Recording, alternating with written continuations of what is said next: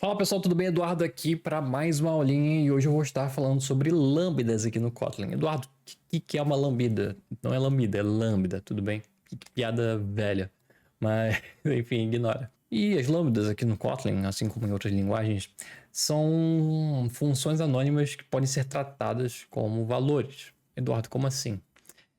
Digamos que você tem uma situação em que no construtor da sua classe você queira passar uma função ali dentro. Você tem como? E através de uma lambda. Você tem uma função que vai receber dois parâmetros, um inteiro e uma função, que vai ser executada dentro dessa função. Eu posso passar como parâmetro uma função sim, que vai ser uma lambda, uma função tratada como valor. Tá, chega de teoria, vamos aqui partir, por exemplo, vou fazer aqui primeiro um val example igual a abrir e fechar chaves tal qual eu faço com função, tudo bem, e aqui eu posso fazer um print ln. Foi. E aí, no momento em que eu fizer um example, abre e fecha parênteses, tal qual uma função também, eu vou ter aqui um foi no meu output. E eu poderia estar fazendo também o ponto invoke. É a mesma coisa. Vocês vão encontrar bastante essa nomenclatura, essa keyword aqui. Tá, beleza. E aí, digamos que eu tenha uma função aqui, vou criar uma função aqui de high order. Acho que high order function. É um conceito super importante também, mas eu já vou explicar. Só dando um spoiler. E essa high order function vai aceitar um parâmetro chamado example fun, que vai ser do tipo... Eduardo, que tipo é esse aqui? Você só ensinou tipo int, string, etc. Essa aqui é a nomenclatura para você declarar uma lambda como parâmetro, como valor aqui dentro da sua função ou de outras situações também. Se você tem um valor e quer tipar como esse valor aqui, na verdade, é uma função lambda. Abre e fecha parênteses. Se tiver parâmetros dessa função, aí você vai ter que colocar os parâmetros aqui dentro. Vou mostrar como faz isso. E aqui a setinha é para expressar o tipo de retorno. Como essa função aqui não retorna nada, aqui passa a ser unit. Porque não estou retornando nada, só estou fazendo print ln, correto? E aí, o que eu vou fazer aqui? Aqui dentro de high order function, eu vou fazer um example fun ponto invoke. Então, o que eu estou fazendo aqui? Essa função pede como parâmetro uma lambda e dentro dela vai executar essa lambda bem redundante, mas é só a critério de exemplo. E se eu fizer um high order function passando o example aqui, que é essa minha lambda aqui inicial, na hora que eu der play, eu vou ter um foi aqui, tudo bem? Então eu acabei de passar como parâmetro para uma função uma outra função, mas já que ela é tratada como valor, ela é uma lambda, tudo bem? E aí, o que mais eu posso estar fazendo com isso? Digamos que, por exemplo, na verdade eu quero uma função que some dois valores. Então vamos botar aqui, por exemplo, no 1, no 2, e aí eu já vou ter alguns erros aqui. Por quê? Vamos declarar aqui o tipo dessa example.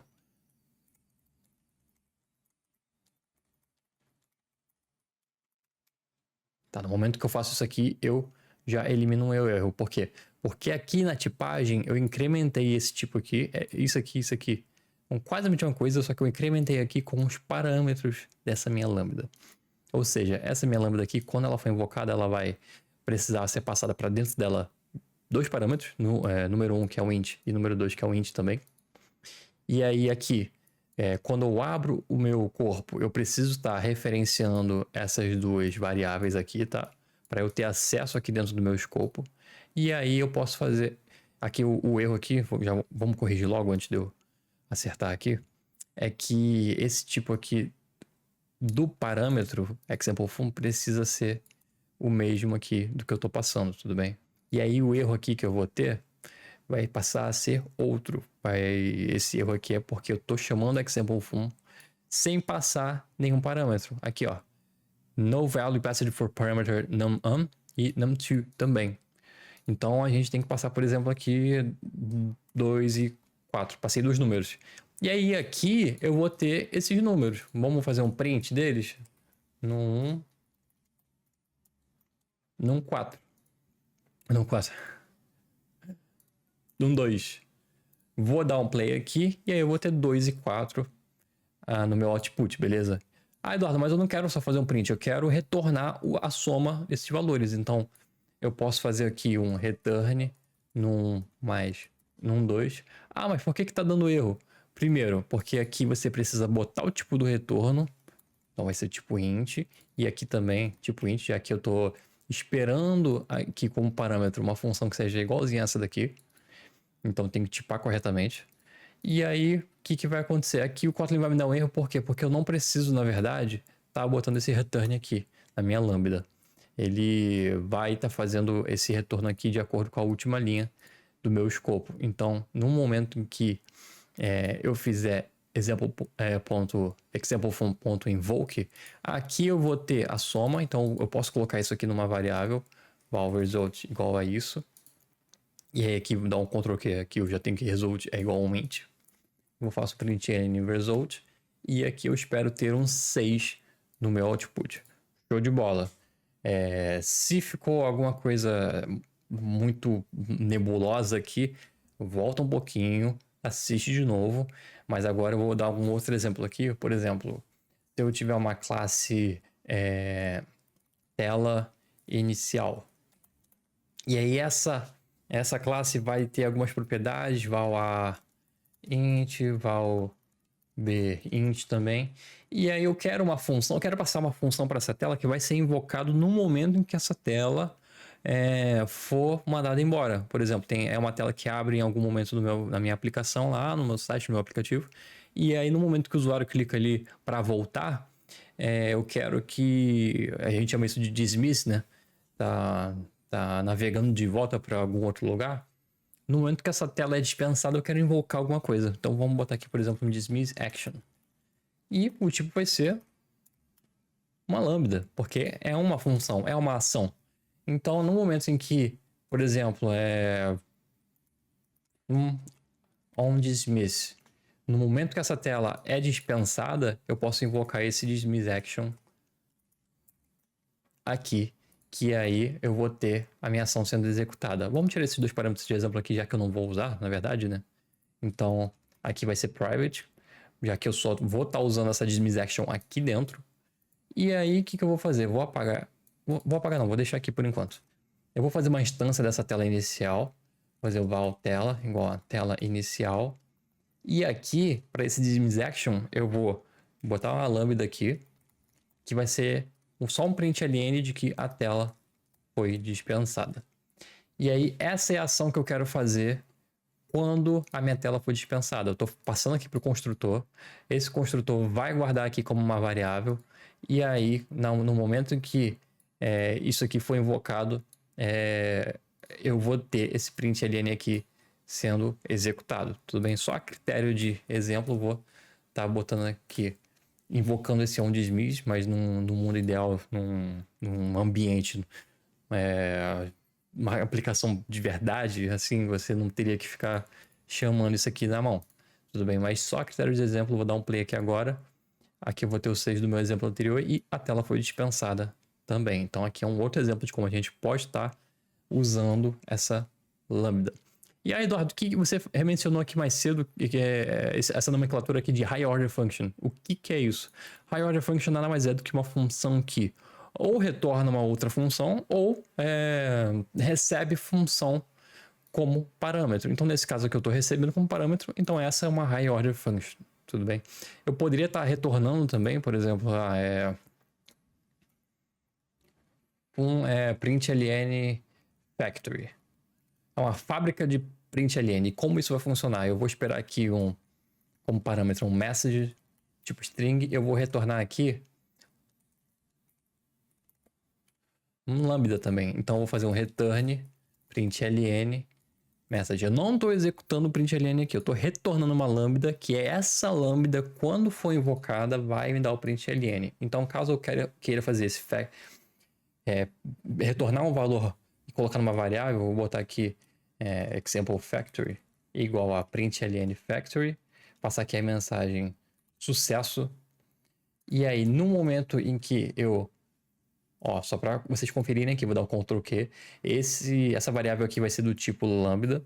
E aí, no momento em que eu invocar essa variável aqui, essa função lambda, na verdade, aí sim eu vou estar executando essa linha de código. Se eu colocasse esse println aqui em cima, na verdade, eu estaria executando normalmente. E aqui o retorno seria uma lambda vazia que não faz nada.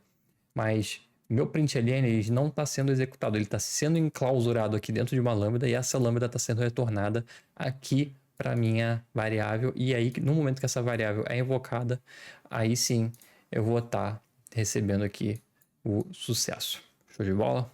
E aí, só para poder. Deixa eu apagar algumas coisas aqui. Apagar isso aqui, apagar essa classe.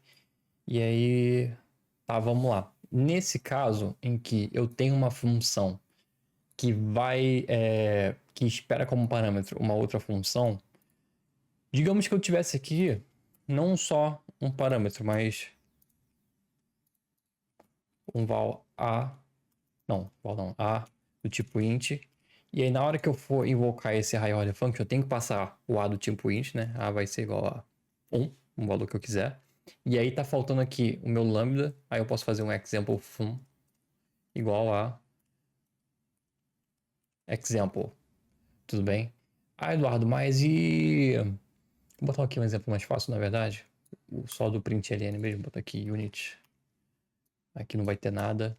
E aqui vai ser só um println com uma string vazia. Tá bom, e aí aqui vai ser a mesma coisa, unit. E eu apago isso aqui, só para o nosso exemplo ficar mais facinho. Show, invoke. Aqui é uma maneira de eu fazer isso. Mais uma nomenclatura não, um jeito de fazer isso muito comum que vocês vão encontrar com certeza por aí é de fazer o seguinte: high-order function, invoca, a igual a 1. E aí eu passo aqui a minha lambda por fora da minha função. E o que eu estou fazendo aqui? Sempre que você tiver uma função que espera uma outra função como último parâmetro, tem que ser o último. Esse último parâmetro você pode estar passando aqui por fora. Tudo bem? Ah, se fosse mais de um, another example fun vai ser igual a... Deixa eu declarar aqui primeiro, né? Esse é do tipo lambda também. Aí...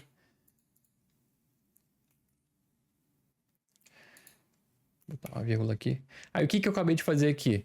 Eu passei como parâmetro aqui essa lambda vazia e essa lambda aqui que eu já tinha antes. Mas se eu quisesse fazer desse jeito aqui, aí eu não tenho como. Aí eu teria que passar a segunda dessa forma, da forma comum. E aí a última só eu consigo estar passando aqui por fora dos parênteses de uma maneira mais manual, tudo bem? Aí aqui eu posso fazer o que eu quiser. Mas seria a mesma coisa aqui, string vazia, né? Mas percebe que esse daqui e esse daqui são iguais? É a mesma coisa. Eu só estou passando aqui por fora. Caso eu não queira colocar numa variável e tal, vocês vão ver muitos exemplos disso aqui no dia a dia e no cotidiano. Vocês podem colocar aqui direto, que aí você não se perde muito. Eu vou colocar minha lambda numa variável, depois eu vou passar para lá. Aqui você já tem de prontidão aqui para você o que vai ser executado aqui nessa lambda. Show? Tá, pessoal, deixa eu estar apagando isso aqui então, para deixar só isso daqui para falar sobre as funções inline agora. O que é a função inline? Essa aqui é a sintaxe. Você vai colocar inline na frente de uma função. Eu vou receber um erro aqui porque... tá. Eu preciso estar colocando isso aqui por fora. Show. Deixa eu colocar isso aqui por fora também. Beleza. E o que está acontecendo aqui? Funções de high order functions no Kotlin, elas geram uma sobrecarga, acaba gerando uma sobrecarga aqui porque lá por debaixo dos panos, o que o Java vai fazer? Ele vai criar objetos, ele vai estar criando objetos, isso implica em quê? A alocação de memória para essas lambdas aqui. E aí essa keyword inline aqui, o que ela vai fazer? Ela vai fazer com que toda vez que essa lambda aqui foi executada dentro da sua função high order, lembrando, estou usando inline. No caso do inline, eu não vou estar criando um objeto para essa lambda. O que eu vou estar fazendo? O Java por debaixo do spanner vai estar copiando o corpo dessa função, dessa lambda aqui, para ser usado aqui dentro, e isso conseguindo aliviar o nosso código de uma maneira bem inteligente. Então, muita gente se embanana com isso e muito desenvolvedor Kotlin não sabe mexer com inline. Eduardo, mas é algo que você usa muito pouco. Mas assim, o bom é diferente do ótimo. Um código ótimo vai usar inline function. Porque num projeto gigantesco, você vai ter... E você tendo diversas e diversas lambdas e high order functions e etc., você vai gerar uma sobrecarga. E aí, isso... Você vai ser penalizado por isso em algum momento. Sua aplicação sendo um pouco mais lenta ou afins. Então, usa sim a inline function no momento que você vê que a tua função ela tá recebendo uma outra função aqui para você poder tá aliviando um pouco ali o teu programa, ok? E assim, pelo que eu já li, isso aqui melhora a performance, mas pode aumentar o tamanho do bytecode. Então, eu acho que em situações... pesquisem melhor isso, mas eu acho que em situações em que as coisas são muito simples, não tem problema você não usar o inline, mas vão ter situações bem mais cabeludas, e aí eu acho que bem mais a calhar, talvez. Mas, enfim, agora vocês já sabem como tá usando a inline function. E também a gente vai ter o no inline. E o que é o no inline? Lembra que eu falei aqui que o corpo dessa função vai ser copiado para cá, onde for utilizado, ao invés de estar criando um objeto? Digamos que eu tenha um example fun2. Eu quero que a propriedade do inline... Vou botar aqui um example 2. Propriedade de... O poder do inline afete só o example fun normal, padrão, mas não o 2. Eu posso fazer isso. Eu coloco esse no inline aqui. E aí, o poder do inline vai afetar só esse example fun. E esse aqui não, porque eu justamente botei o no inline. E aí a gente também vai ter o cross inline. Cross inline, sinceramente, eu nunca usei. E o no inline também, mas vocês precisam saber como utilizar. Até porque em entrevista isso aqui cai. É o famoso caso em que te pede na entrevista, mas no dia a dia de trabalho você nunca vai usar. Mas pede. Então saibam disso. O cross inline, qual que é o poder dele? Deixa eu tirar esse example 2 aqui. Beleza? E aí, o que acontece? Eu vou estar chamando aqui esse high order function aqui em cima, correto? Digamos que, na verdade, eu queira passar aqui por fora dessa forma. E aí, o que eu vou fazer aqui? Vou fazer um val a igual a 1, val b, if a igual a 1, return. Isso aqui é redundante, mas é só a critério do exemplo. Eu vou ter essa lambda sendo passada para cá. E aí, eu não vou ter mais um result, né? Porque eu não estou fazendo nada. E aí, o que eu vou fazer aqui? Já que eu não tenho parâmetro, ó, eu posso eliminar os meus parênteses. Eu vou fazer um println etapa 1. Eu vou executar o meu example fun, que está sendo passado aqui, ó. Vou fazer um println etapa 2. Vamos fazer um exemplo aqui em que isso aqui não proceda. Vou dar um play. Etapa 1 executado. Isso aqui é executado, ou seja, não vai entrar dentro desse if. E aí, o etapa 2 vai ser executado. Mas e se eu caísse nesse return aqui? Vou dar um play. Etapa 1 executado. E aí eu tenho um early return. O que eu estou fazendo? É como se eu estivesse fazendo isso daqui aqui dentro. Vou cair dentro desse if, eu vou fazer um return, não estou retornando nada, eu não estou em critério de tipagem aqui, eu estou está explícito que eu não vou retornar nada dessa função, mas o meu retorno aqui ele vai fazer só com que a minha função seja brecada, tudo aqui para baixo não vai mais ser executado, tudo bem? E aí, eu acabei de fazer isso de dentro da minha lambda. Ah, mas e se eu quisesse fazer com que a minha lambda, na verdade, não tivesse esse poder? Aí eu posso usar o cross inline. E aí eu já vou receber um erro aqui, me informando que o return não é possível dentro de uma lambda com cross inline, tudo bem? E por que isso? Porque justamente pelo fato de que isso aqui pode te fazer ter alguns resultados desagradáveis, alguns returns desnecessários ou indevidos, que aí vão brecar a execução de toda uma parte do seu código, tudo bem? Eu vou falar sobre early return em alguma outra aula. Na verdade, eu posso falar agora sobre isso, que é super simples, tudo bem? Digamos que eu tivesse uma função aqui em que, dentro dessa high order function aqui, vou fazer assim. Digamos que eu esteja recebendo aqui um parâmetro value, vai ser do tipo int. Aqui eu não preciso botar val, né? Perdão. E outro value 2 também vai ser int. E aí eu só quero que esses values sejam... eu quero fazer alguma operação aqui desde que esses values, esses dois sejam positivos. Então o que eu posso fazer? If value for maior que 0 e value 2 for maior que 0 também, aí eu executo tudo que eu quiser executar. Só que aí eu tenho uma maneira mais assim limpa, tem quem goste, tem quem não goste, mas eu acho mais limpo de fazer isso, que é fazer o quê? If value for menor que 0, return.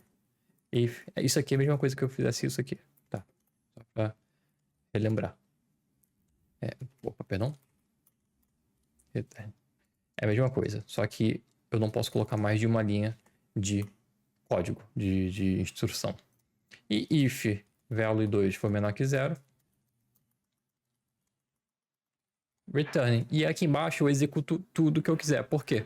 Vou entrar no meu código aqui. Se esse aqui for menor que 0, eu retorno, não vou executar nada, tudo aqui vai ser brecado. E se o valor 2 for menor que 0 também, isso aqui vai fazer um early return.